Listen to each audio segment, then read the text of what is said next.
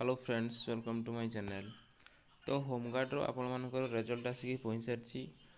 यहाँ आपणकर कटकर रूराल डिस्ट्रिक्ट आपणकर जो मैंने एग्जाम देते रिजल्ट आसिक पहुँची। आपणकर जो एग्जाम होता 22/6/2025 एग्जाम होता से जो मैंने अपेयर करते रिजल्ट आसिक पहुँची सारी।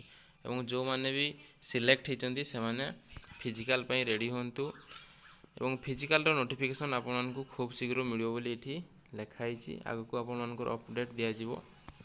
तो जदि जो मैंने एग्जाम देते सिलेक्ट होती कि नहीं आपण मैंने PDF माध्यम रोल नंबर चेक करेंगे। सीरियल नंबर रोल नंबर देती आपंकर टोटाल आपर पिला देखा केते जन सिलेक्ट होती।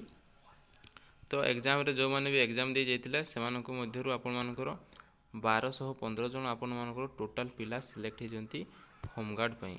यहाँ हूँ आपर कटक रूराल डिस्ट्रिक्ट आपर कटक पुलिस आपर रूराल डिस्ट्रिक्ट यही नोटिस आसी। जो मैंने भी से अंडर आपर एग्जाम देते रोल नंबर से जाकि चेक करेंगे। ये PDF टी मुझे टेलीग्राम अपलोड करदेवी। तो लिंक डिस्क्रिप्शन रे अच्छी टेलीग्राम रे आपण माने जाकि चेक करेंगे। धन्यवाद।